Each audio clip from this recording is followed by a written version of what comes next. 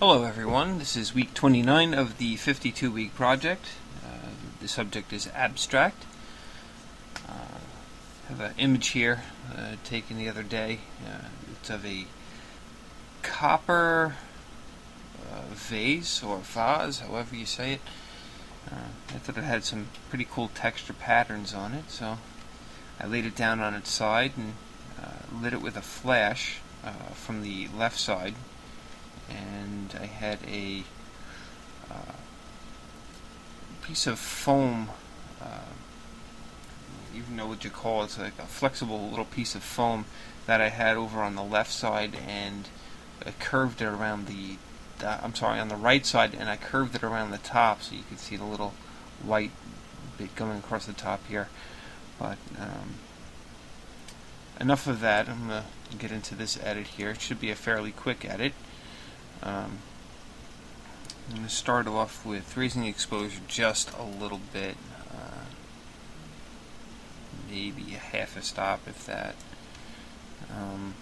Kind of flattened it out a little bit, but I wanted to bring out some of the details in here. This bright spot here really bothers me, so I'm going to lower these highlights, and that immediately drops that down.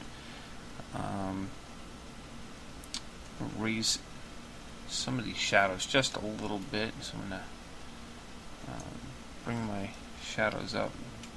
See, it's not doing too much. Kind of flattens it out a little bit. I want to be able to see in there, so I'm going to leave it at 100. And I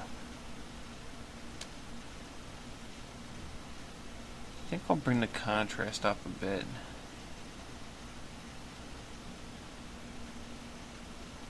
A little much. I'm not too worried about the color of it and how rich it's going to get, so I'm going to convert this over to black and white.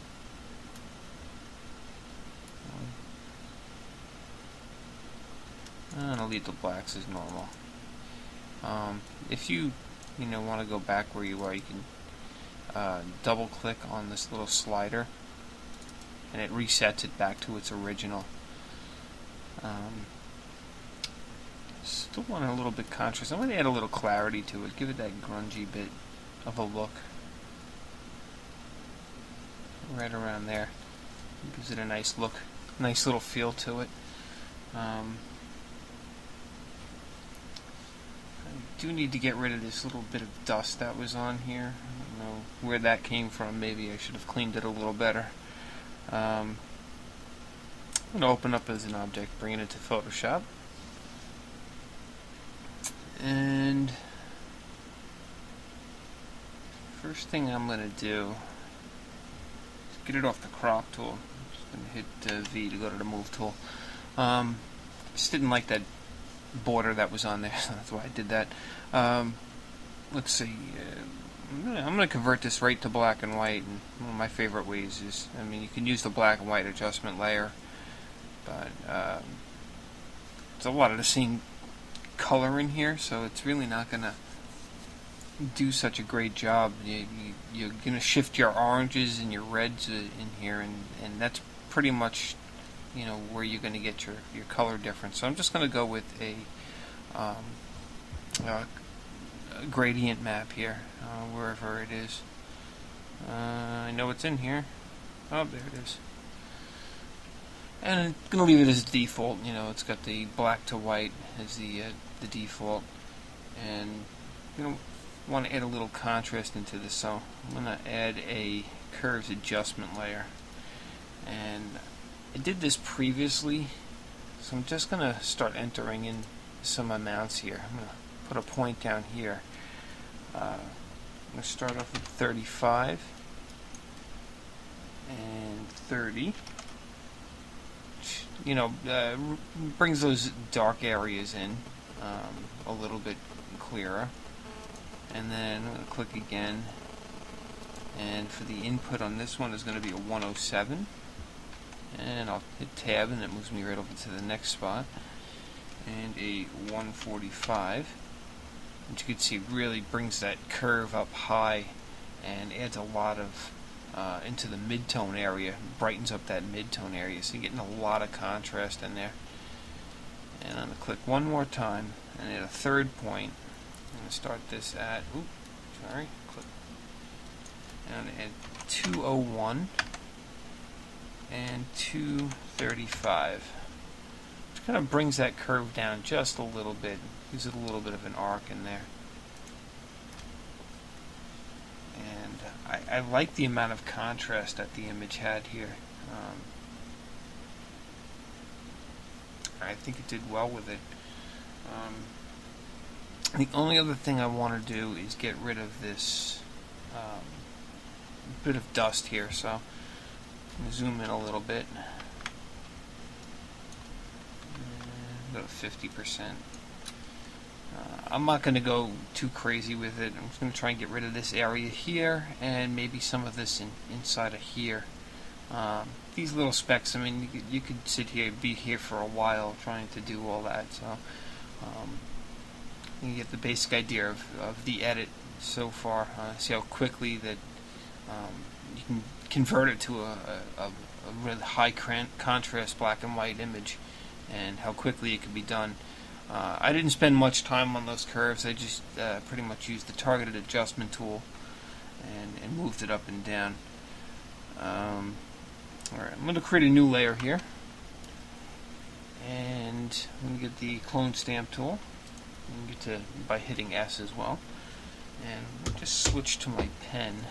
There we go. And I'm going to click here, and as you can see, it's actually coming up with the color image, but since we're underneath the gradient map in the curves layer, it's going to affect it all the same.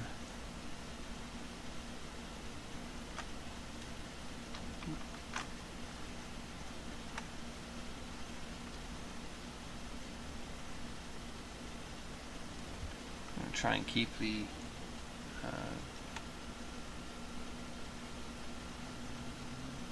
keep it in the same ballpark there. I don't want to have like a streak going across the middle of this, so try and keep it relatively close to where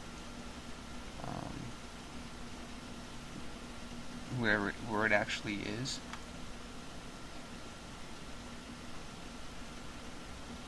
You know, close to the area that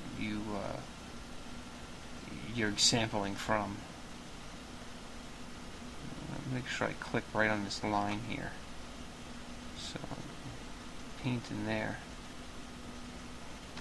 I don't like the way that came out. Try that again.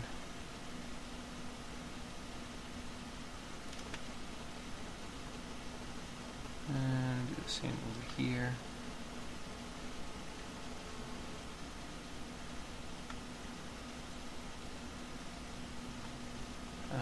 It doesn't have to be perfect, because you can kind of see how these little wisps are going on in here. So you can kind of fake it a little bit. If you're going in areas of high contrast, you might want to be a little more accurate with it, but for the most part, it's not going to be that noticeable. Areas that have a line in it, you might want to try and get a line. Like here we have a color difference. You might want to continue that color difference across the board with it.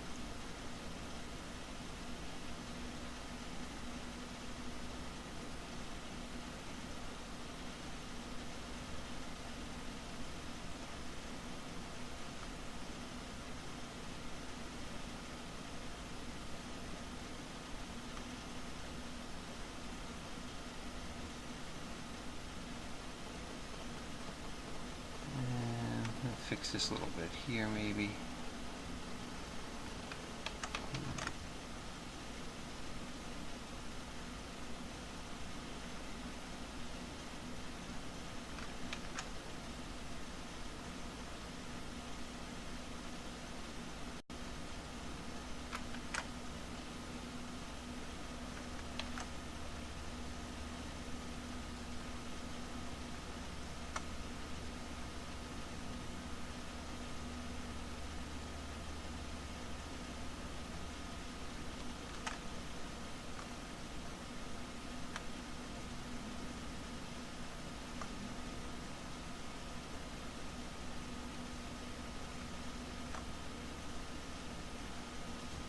I could spend all day doing this,